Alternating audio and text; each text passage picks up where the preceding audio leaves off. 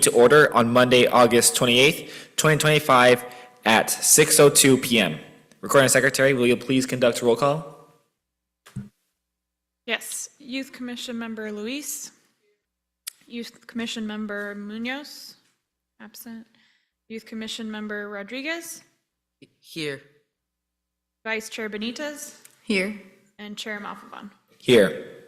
Records show you have 4 members present. Chair Malfavon, you have a quorum. Thank you. Next on the agenda, we have the Pledge of Allegiance. If able, will you please join me in standing for the Pledge of Allegiance? Put your right hand over your heart. Ready? Begin. I pledge allegiance to the flag of the United States of America, to the republic for which it stands, one nation, under God, indivisible, with liberty and justice for all.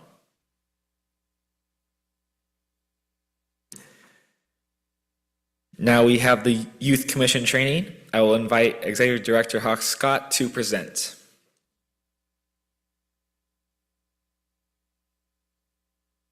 So you guys have your packets as well. It'll be up here on the screen if you guys like to follow. This is something I like to do when we have all 7 of us together. It's what we try to do when we get new ones in, but we're still missing 2. So we might do this again when we get the other 2, just FYI. So, but again, it's always good training. Hey, I'll let Neelan get settled. God, you guys all look sharp in your shirts. I love it. Yeah, you do, not you. All right, guys. So, Youth Commission training. Is it something we go over with our youth as well as our Parks Commission, just to kind of give the rules, bylaws, stuff like that, some information, any questions you may have. So next slide, Hiram. All right, so membership and requirements. So with us, we have a total of 7 members, and it takes 4 commission members to meet quorum. Some of the qualifications is you must reside in the city of Santa Ana.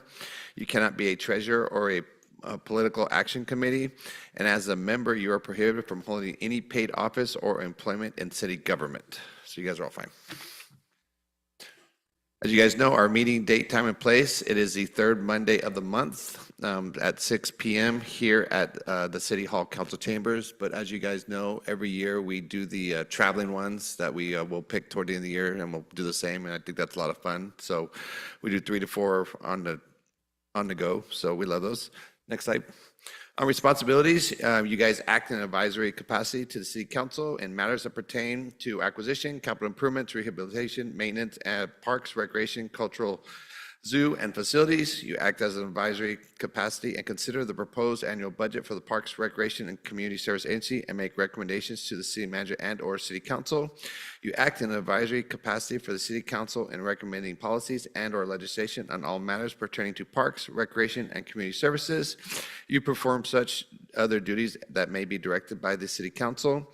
You act in an advisory capacity and provide a recommendation to the City Council and the City Manager to the acceptance or rejection of offers of donations or money, personal property, or real estate to be used for recreation and parks programs. And additionally, y'all shall make recommendations on the sale, transfer, or usage of existing or future park property.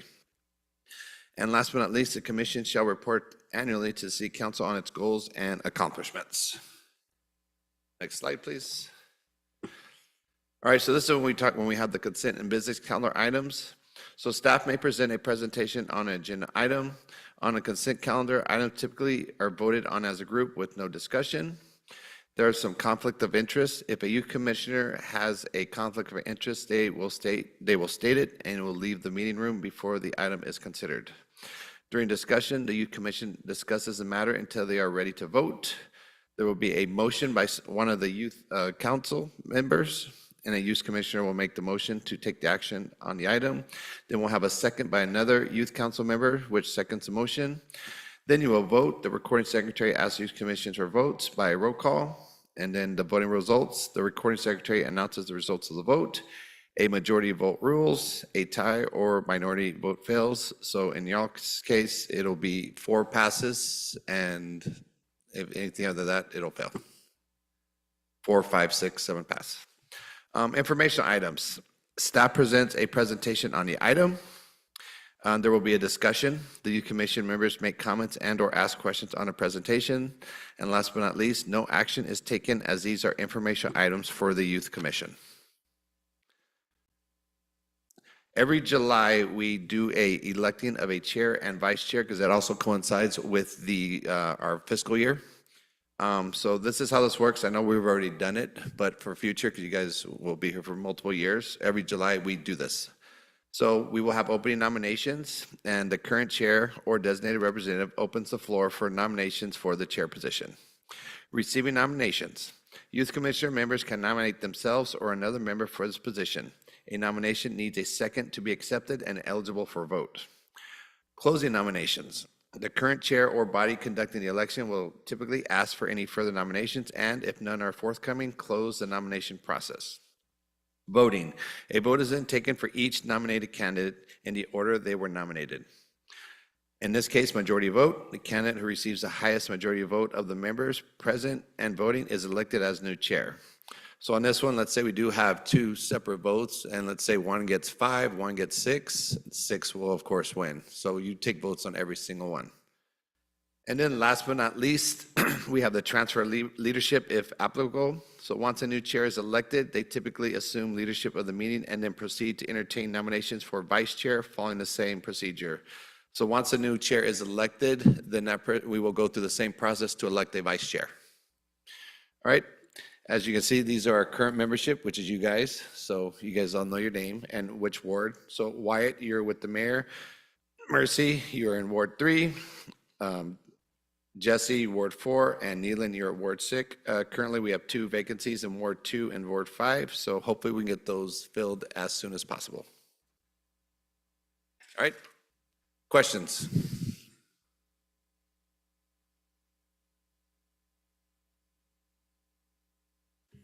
Thank you, Executive Director Scott.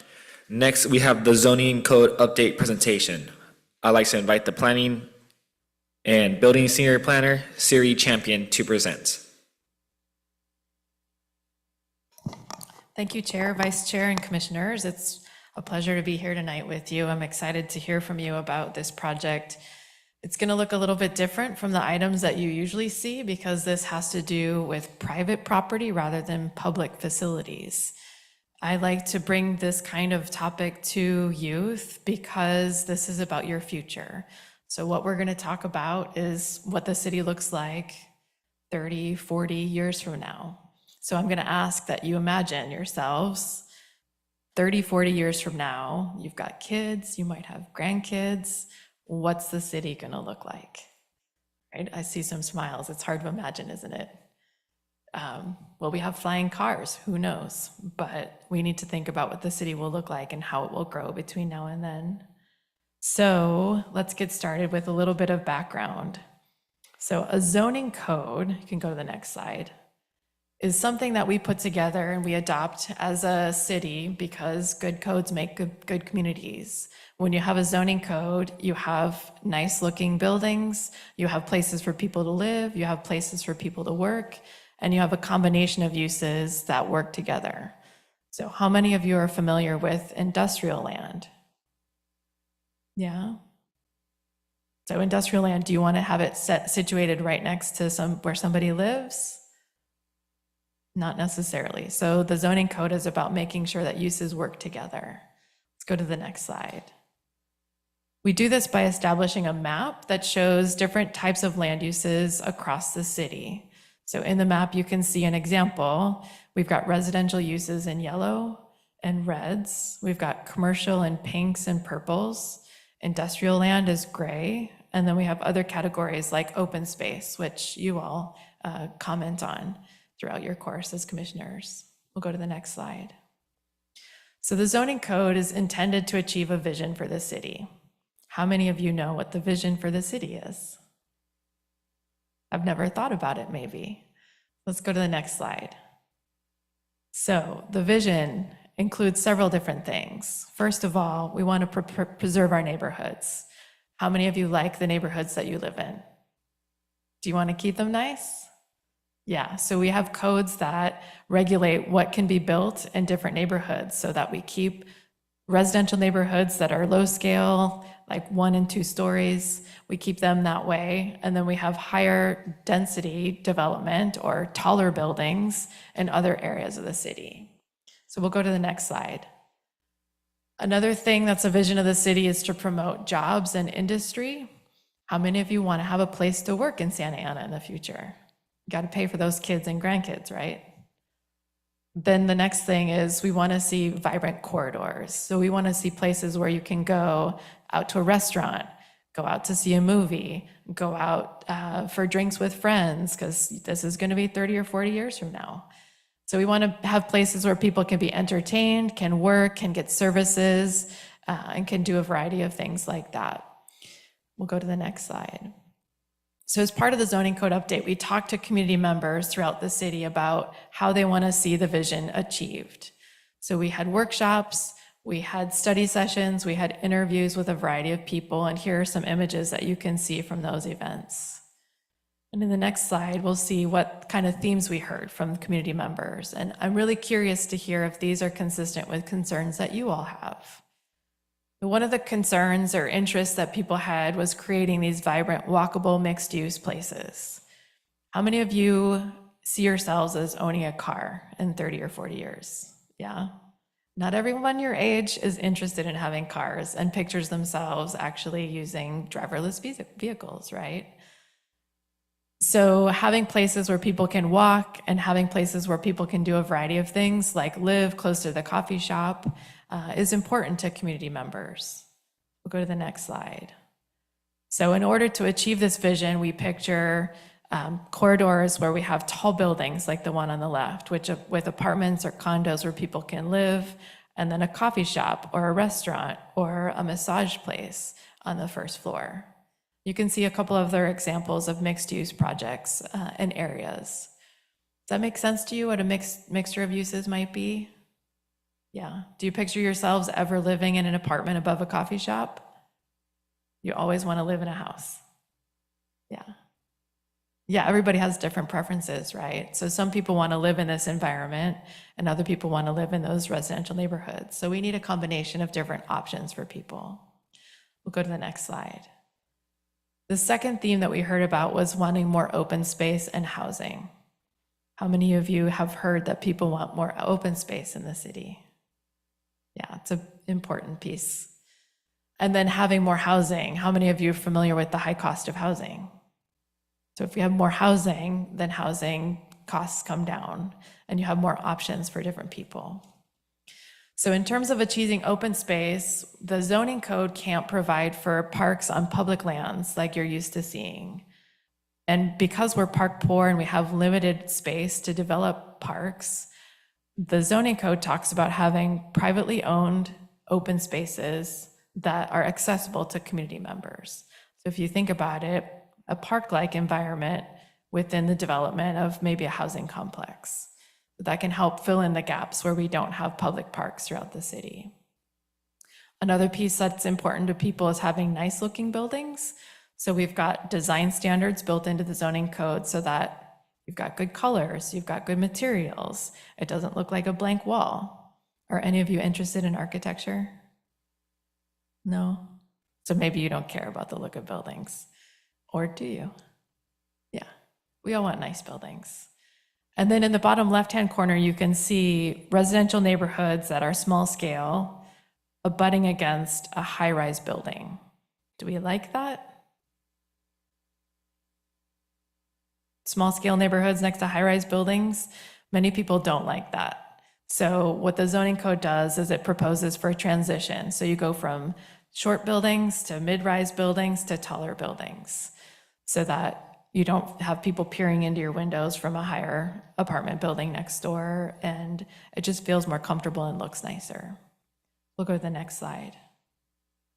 Another important theme is parking. So if all of you want cars someday, and we all want cars someday, and we already have a parking problem, then what do we do? Go to the next slide, please. So we're looking at some different options to address parking. One is to allow for shared parking where churches and office buildings don't have parking lots filled at night. So we can allow people to park in them and, walk to their homes in the evening. Parking lifts. So when you're parking in the future your car, you're going to be going into these parking lifts that you can see in the middle. So kind of like in some of the futuristic movies you've seen, you drive in, your car gets lifted, moved around. Well, that's the kind of thing that we're looking at for the future because we need more space. And then for apartments and condos, we're looking at bringing down the number of parking spaces that are required to make housing more economically viable. On the next slide, the last key theme and response that we have has to do with residential and industrial land. So how many of you are familiar with our industrial areas? Have you ever driven through jobs-rich areas where we do manufacturing and storage of, yeah, great. So we have situations where we've got residential neighborhoods right next to those places that are manufacturing or storing hazardous materials, and that's not desirable. So the zoning code is proposing a strip of land that buffers residential areas from those industrial areas. And that's really important to a lot of people. So when you're out talking to your fellow classmates or when you're talking to other people about where they live and what they like, you might actually want to say to them, have you thought about this issue? And what do you think of a solution like this, where we have business parks in between those industrial areas and the residential areas? You might be surprised. People have a lot to say about this situation. We'll go to the next slide. And then lastly, we want to see the promotion of clean industry. So in the bottom left-hand corner, in the future, we're probably going to see farms indoors. Craft maker spaces. Have you ever heard of those before, maker spaces? So they're like places where you go and you can use tools that are available to anybody that wants to come in and you can make things. If you're an artist and you need some heavy equipment to do metalwork, you can go into those maker spaces and do that kind of thing. Or if you want a sewing machine to make clothes and design clothes, you can go into a maker space for those kinds of things. And then we've got local artisans like Harvey's that make leather goods, and we need to have places for those kinds of small businesses as well. That's promoting clean industry. So these are some of the key themes and responses that we heard out of the community and that the zoning code is contemplating. And I'm curious, as you think about what the city can look like 30, 40 years from now, what kind of thoughts do you have on these issues? Do you see tall buildings? Do you see overwhelming streets with cars that we need to address? What other things do you think about that we should be considering as well? Thank you. I'm here for any questions if you have them. All right, thank you. Thank you, Senior Planner Champion, for that presentation. Now we have the public comments section. This is the time for the commission to receive comments from the public. We will not accept any additional requests for speaker cards once we begin the public comments session. If you have not already, please submit your request to the recording secretary. Speakers will have 3 minutes to speak. For speakers on Zoom, you must dial 9 from your phone or click the button labeled Raise Hand now to be in the speaker queue once public comments commence. Recording secretary, do we have any public speakers in person or on Zoom? At this time, there are none. Thank you. Next is the consent calendar, items 1 and 2. Commission members, is there any items you wish to pull from the consent calendar? Is there a motion to approve the Chair consent? Malfavon, I'd like to request a revision to the meeting location of the minutes for July 21st. It says that it was at the council chambers and we were at the zoo.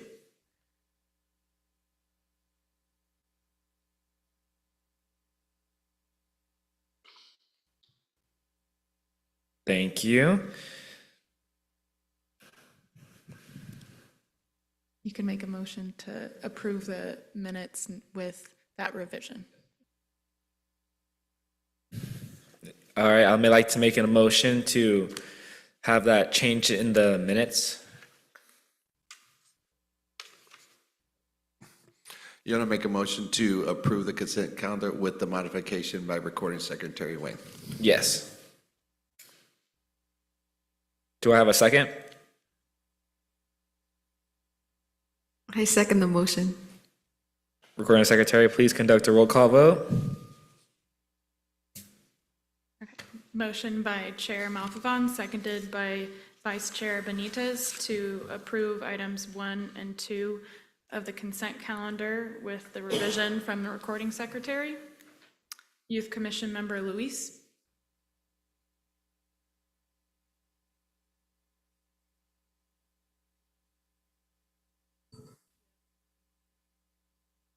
Youth Commission Member Munoz.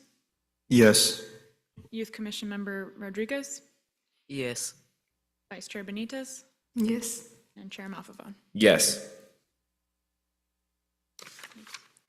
That is 5 ayes, 0 nays. That motion carries. Thank you, Madam Secretary. Now we will move on to the informational items section of the agenda. I will turn it over to Parks, Recreation, and Community Service Deputy Director Ethan Fisher to present the Santa Ana Zoo staff report.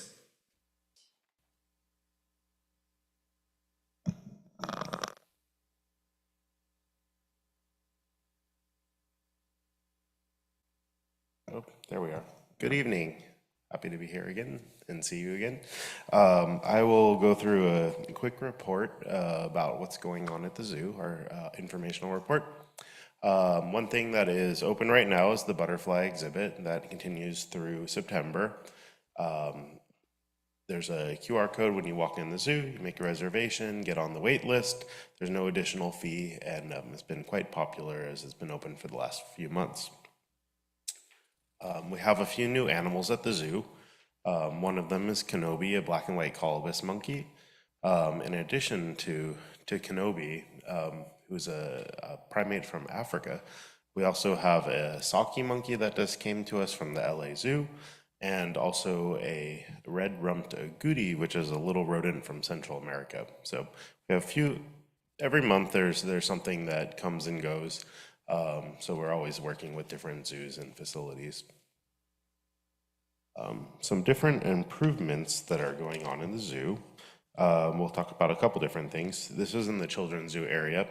For the last few months, we've been updating the colors of the buildings, bringing in some new interpretive graphics, and just making a whole space more vibrant and exciting, and especially appealing to younger ages. So we're going to keep working on that and updating the space, because it's now it was built in 2003.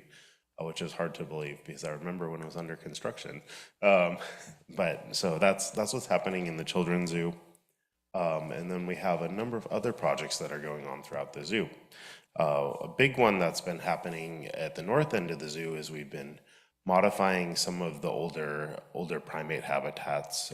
We removed a few of them, expanded some of them, moved animals around, put new landscaping, pathways in. So that's what's going on at the north end of the zoo, in addition to the otter and primate habitat that's happening closer to the front of the zoo, where there's going to be 3 different primate habitats for spider monkeys, howlers, and tamarins, in addition to the otters. So lots of monkey projects going on around the zoo right now. Here's a quick peek of River's Edge. I know you are all at the zoo recently, so you're able to see this with the waterfall running and able to walk through and preview the space. But hopefully we'll be able to do a ribbon cutting sometime before the end of the year, most likely in November. So more information to come about that in the near future. But it's looking really nice, and the public is happy to be able to walk through that area. But most likely we'll be able to move the animals in starting the end of September, early October, once the 2 additional primate habitats finish construction. A really neat project that we haven't talked too much about, but it's been in the Cultura magazine, is the Eco Center at Santiago Park. So it recently, at the end of June, we received all the new exhibits that went into the Eco Center, and they've been set up and are operational now. There's 2 or 3 animal habitats in there. There's going to be an aquatic turtle display for western pond turtles, which is a native turtle. And there's also a snake habitat and a habitat with invertebrates for beetles and millipedes and things that the kids will be able to touch.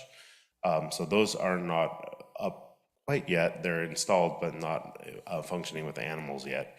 So, but the center, here's the turtle tank that's in process. The center is open on a regular basis. It's open Friday through Mondays right now. And we also have a number of different programs. One of them is the bird watching that happens on Saturdays. There's also some art programs, some reading programs. There's a nature journaling program. And we're going to keep expanding more programs and collaborations with other entities, other groups to do presentations and seminars and things. So that's what's going on with the Eco Center. Maybe we can take a field trip there at some point once it's open, which will also have a grand reopening before the end of the year too. Going back a little bit, we missed a meeting, but we had Brew at the Zoo. Oh, you're laughing. That happened in June or May. It happened in May or June. It's been a while. and that was a great fundraiser for the zoo. We'll go to the next one.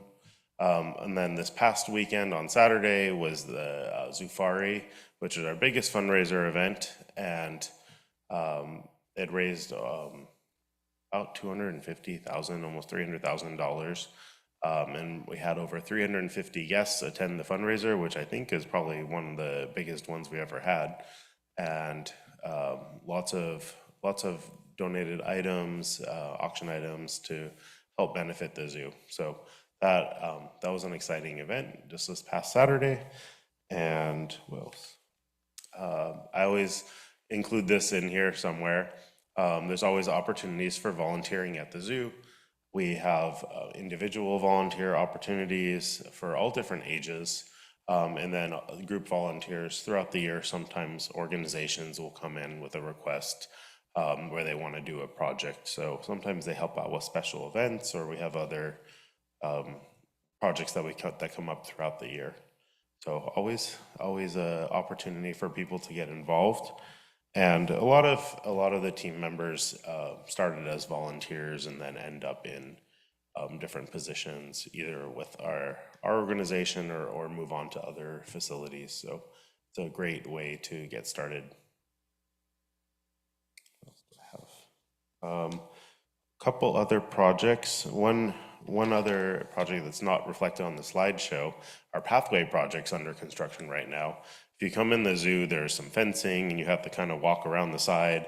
So in the next couple of weeks, we'll wrap up that project so that we have concrete walkways in the winter time, which will make it much easier for people to get around the zoo, or if they have a stroller or a wheelchair or mobility challenges, it'll be a lot easier to make your way through the zoo. So it's not the most glamorous project, but it is very, very exciting for all of the team members at the zoo. We've been waiting a long time to get that one done. So that's in process, and there's a few other projects that we'll talk about at the next meeting that are in the works too. So happy to take any questions if anyone has any questions. I just had one question. For the volunteering at the zoo, how would you get to the page where you can volunteer? On the zoo website, we have a section about volunteering. It has all the information about the orientation. You do a Zoom orientation first, and then we have an in-person orientation where we talk about all the different volunteer opportunities. And then if you're still interested, then you can fill out the paperwork and start the process and the background check and then the trainings. But on the zoo website, there's a pretty clear volunteer section that you can navigate to. And then on that volunteer section, do you get to choose where you want to volunteer, or is it assigned? We try to match the interest of the volunteer with the opportunities we have. However, sometimes people come in and want to volunteer with the zookeepers directly and may not have any prior experience. So sometimes you volunteer in a different area to gain experience and then work your way into other positions. I see. Thank you. You're welcome.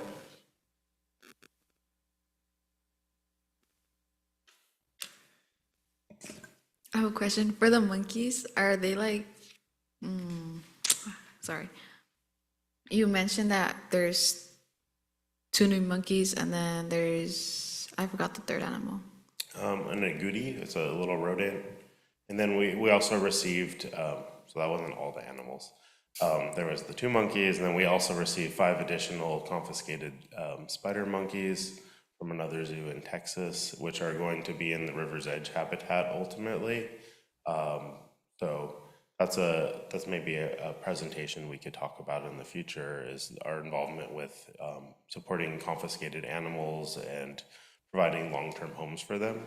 That happens all the time, and lots of zoos are involved in participating in the Wildlife Confiscations Network. So we had some confiscated spider monkeys come in, and we also, I think at a previous meeting, we talked about the pygmy marmoset monkeys, the little tiny ones, and those are on habitat, so you can see those now. And I don't think there's any other primates that are coming in the near future. I think a black and white rough lemur. There's a couple other things. Thank you. You're welcome.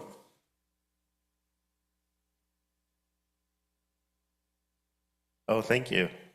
Thank you.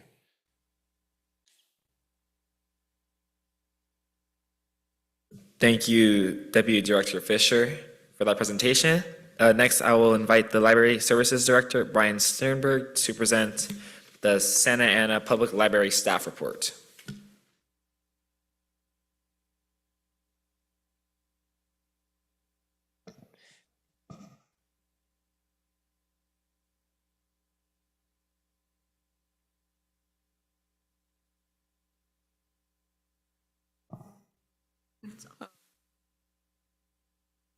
All right, thank you so much, members of the commission.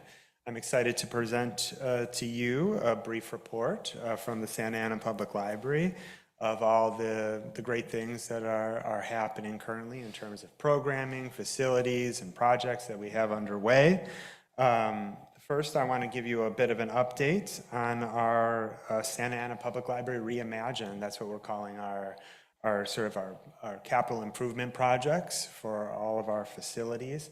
We have updates on our website that we frequently provide updates to monthly. So go on there and check out our website. You can see pictures of the libraries as they're under construction, and we're demoing and putting up drywall and landscaping and everything else that comes with a capital improvement project here in the city. The first one I want to talk about is our Santa Ana Main Library. That's our big project that we have going on right now. We're about halfway through the project. We expect that one to be completed about this time next year.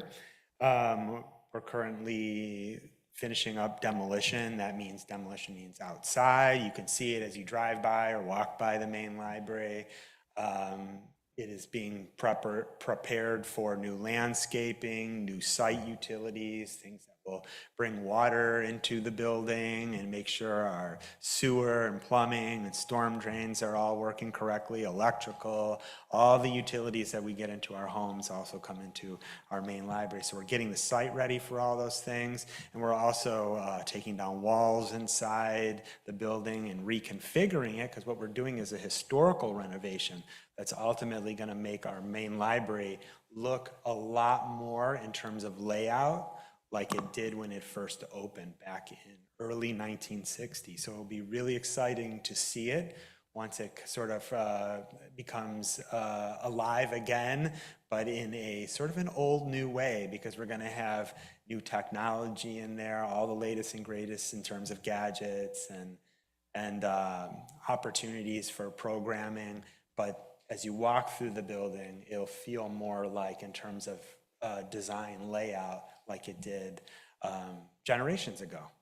So we're excited for that one. Also, we have our New Hope Library, which closed on July 2nd. Construction got underway about a day later. We wasted no time because we want to make sure our projects are done efficiently and within budget whenever we can. So the library closed on July 2nd, and guess what? On July 3rd, the contractor was on site and beginning the project, right? Doing demolition there and getting the site ready for our next capital improvement project.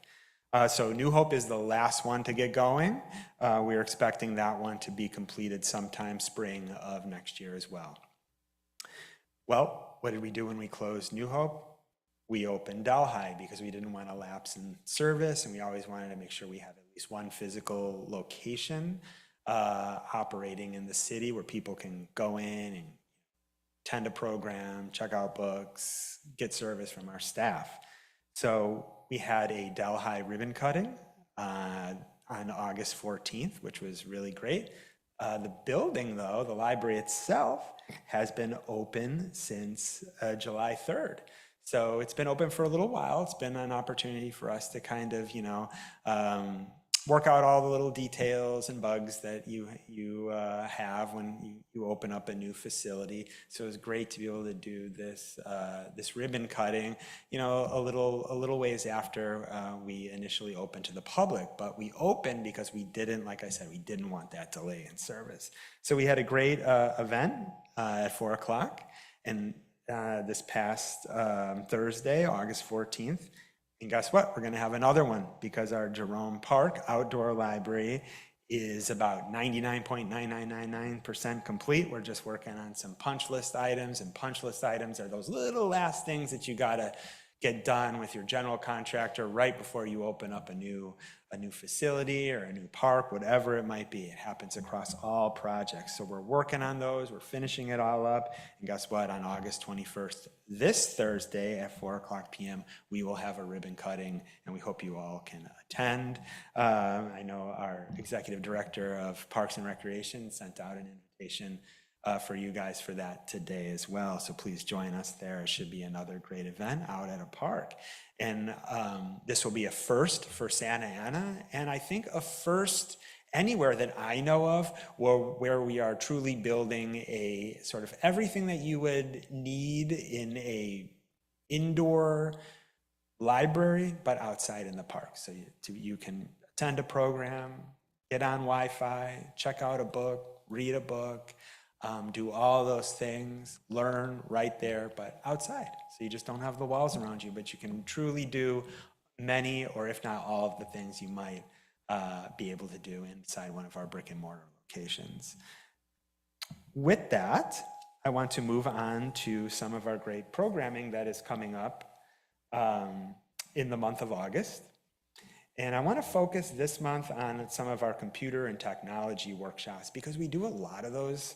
And we're kind of spread out now, right? We don't have our main library. Our New Hope library is closed. So what we've been really focusing on is getting out all throughout the community, taking advantage of some of our existing sort of satellite locations that we have been in for a while, especially in some of our community centers. But also visiting some new locations with our bookmobile, such as Rosita Park, because New Hope is closed. So we're doing programs and events out there, which is nearby for that part of the city and for people and residents over there to enjoy what we have to offer as well. Because guess what? They may not have a library or may not be able to get to a library as easy as they have past. So just a couple of the computer and technology workshops we have. We have, of course, our Happy Hour Extreme. This is Thursdays in August, 10 a.m. to 12 noon at the Santa Ana Senior Center, which is great because guess what? Our main library is closed, so we have some programs right down the street from that. But then we're also doing it on Fridays in August from 10 a.m. to noon at the Southwest Senior Center, which is right near where we're going to be opening the Jerome Park Outdoor Library. These are sort of two-pronged classes, 2 hours. The first is an opportunity for seniors or residents to get help with their technology individually on a one-on-one basis. And the second hour is staff leads a program of some kind, and the topics change, but they might be related to gaming. It might be creative technology, like using drawing or painting or graphic design programs. It may be programs relating to culture and how to access information on that through one of the resources we have at the library. We're doing computer workshops also at the Jerome Center Computer Lab. This is where we focus more. We really go in depth with some of our free online resources, which are really great because remember, the library has free movies that you can stream on our website. We have services that are very similar to like Amazon, where you can download and check out ebooks and read them.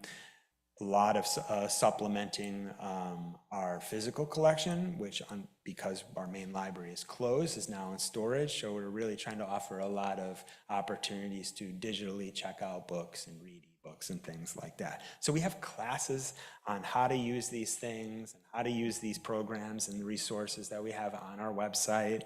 And we do that monthly. The next one is, you can see, is happening at Jerome Center Computer Lab, like I said, August 6th, 13th, 20th, and 27th from 6 o'clock to 7:30 p.m. And then finally, we have a tech desk, which is Fridays, 2 o'clock to 6 o'clock at the Roosevelt Walker Community Center, and Monday through Friday from 2 o'clock p.m. to 6 o'clock p.m. at the Jerome Center. And then Monday through Friday, 2 p.m. to 6 p.m. at our Delhi Center. So really just a focus on getting out into the community, filling those gaps now that our main library is closed and our New Hope library is closed. We're getting ready to open up our outdoor library in Jerome Park, so that will help. And just really focusing on those kinds of pop-up locations. And what a pop-up is in addition to what I've just discussed, is we just come out and we set up an easy up or a canopy, and we'll just offer some services, right on the spot. So we're going around the city, we're doing things like that. Some of the ones that we're doing right now is we're having a pop-up at the City Hall, right here at City Hall, in front of the entrance. We're doing that 11 a.m. to 3 o'clock p.m. Every first Wednesday of the month. I'm sorry, at the City Hall, it's the first Monday, and then at Rosita Park, it's the first Wednesday. Both are from 11 a.m. to 3 p.m. That's an opportunity just to check out books, sign up for a library card, check out a Library of Thing item. We have lots. You can renew your library card, essentially get many of the services that you would at one of the library locations. Like if you went to Delhi now that it's open, you can get it at one of the pop-up sites if that's easiest. And then finally, last thing is just a number of our featured programs for the month of August. Of course, we have story times. We're having special performances at both of our ribbon cutting ceremonies. At Delhi, we had Michael Rayner, juggler extraordinaire. We had well over 50 children attend that one and really enjoyed the juggler and comedian. At Jerome Park, which is coming up, we're going to have the Big Ventriloquist Show, which will follow our ribbon cutting ceremony at 4 o'clock. That one will begin at 5 o'clock p.m., and that will be a fun-filled, family-friendly show right out there at the Jerome Park Outdoor Library. Just doing lots of ventriloquism, comedy, everything that you'd want to see from a great performance, right after a special ribbon cutting for the opening of our Jerome Park Library. This is the largest investment in the Santa Ana Public Library in more than 50 years, with over $50 million in capital improvement funds going towards it. Much of it funded by the American Rescue Plan Act, Revive Santa Ana, thing, as well as grants from the state of California to the amount of about $10 million in grants as well. So that will conclude my report, and I am here to answer any questions. Thank you. So I had a question. Are there going to be any other programs implemented for high schoolers, let's say? Because I'm starting to study for my SATs, and I often struggle to find a quiet place to study. So is there any possible way that we could implement after hours for high school students to have a quiet place to study? Yeah, so our teen spaces are great opportunities for that. because our main library is closed, we had our teen space, kind of the hub of our teen space was always at our main library. But at El Salvador Community Center and at Garfield Community Center, we have teen spaces that are open every day after school. Great place to study, even get help with homework there. Staff will find a spot for you if you want to, if you need some quiet. But then there's also opportunities to, talk with friends or maybe even get help from other students who might be working on similar or the same types of homework assignments or projects you might be working. That would be, I think, my first suggestion if you needed those kind of after-school space, especially for if you're in high school or even middle school, to get help with homework. Your assignments. We also have online support too. We have homework help online. If you go onto our e-resources, you can do it from wherever you want, right? And we have tutors that are available live to help you out. We have 2 tutoring programs. We have one that is through our own staff, and then we have another homework help program that is also available. That is a sort of a contracted subscription-based service where you can also get assistance with homework. So there's lots of different ways and places to get help. And the online tutoring would be found on the, Yeah, right on the library's website. okay, thank Yeah, you. you'll see it right there. It Thank says you. homework help.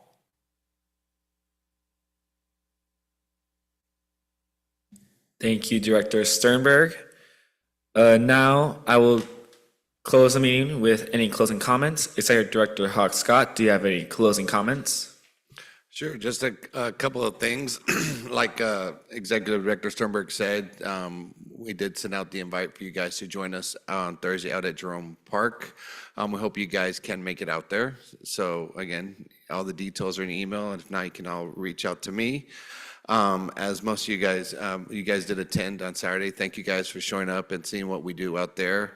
It's not just Ethan and his team, but we want to send a big shout out to Kat Decker and Fozaz, who's our friends of the zoo, that did an amazing job putting that together. So again, thank you guys for being out there and supporting us. Also, our newest edition of Alcultura will be out in early September, so be on the lookout for that. So that's very exciting. We also have 2 more weekends left at the Santa Ana Zoo for extended hours. The next 2 Saturdays and Sundays, we are open till 7 p.m. So we hope if you guys want to get a little bit of summer left, bring the friends and families out to the zoo. It would be great. And then last but not least, we have our Chicano Heritage Festival this coming Sunday now. So we hope you guys could be all out there. I know you guys all showed up last year, Neelan, Wyatt, Mercy, I remember seeing you guys out there. So hope we get you 3 back out there, and Jesse and Aylin out there. It'll be great. It's a great event. We have the car show that will start about 1:15, 1:20-ish. That'll be coming from Edinger and Edinger and Bristol, all the way down Edinger to Centennial Park. We've got a lot of cars registered, and we've got a great lineup of music, which I did share with you guys in your email. So there'll be a lot of vendors out there, a lot of activity, a lot of foods. It's a great event. This is our fourth, right? Fourth, Hiram? Yeah, it's our 4th annual Chicano Heritage Fest, and it's great. So we hope to see you guys out there. Thank you. Thank you, Executive Director Scott. Finally, are there any commission member closing comments? Youth Commissioner Luis? No comment. Youth Commissioner Munoz? No comment. Youth Commissioner Rodriguez? Yes. Thank you for the updates and presentations. As to the Youth Commission training, it would have been great for the training to be at the last meeting, but I still learned something today. I was at Safari this past weekend, and I met new and saw familiar faces. It's always great to see the zoo raising funds, and I just want to thank you all for your time for coming out here today. Thank you. Vice Chair Benitez? Oh, I just want to thank also for the Safari invite. I had so much fun, and it was great exposure to exploring different careers and not knowing like this stuff exists as a high school student. So I just want to thank you guys for that, and also for the exposure that you guys have brought me to end this meeting today. Thank you. First of all, I'd like to thank you all for coming out here tonight and giving us all these great presentations. First, I'd like to recognize the library for all their hard work for getting the Delhi Community Center library going. I'd like to thank Sternberg for helping out, making that possible. And I was at the ribbon cutting it, and it was a very cool experience. The library looked really good really good, and I know the community is gonna love it. And like Benitez and Rodriguez, I was at the Zufari, and also Luis. It was I'm very thankful for that opportunity. It was super fun and memorable. And it's so great to know that all the funds that was made there was just going to the zoo to go to our community and help our youth. So yes, thank you. And I'm looking forward to going to the Jerome Library ribbon cutting. I'm looking forward for that.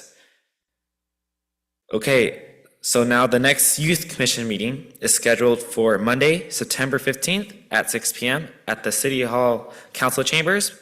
Wyatt, real quick, I did forget one thing, and he just reminded me. Unfortunately, me and Ethan will not be here at our next Youth Commission because on September 15th, we will be in Tampa Bay, Florida at our AZA accreditation hearing.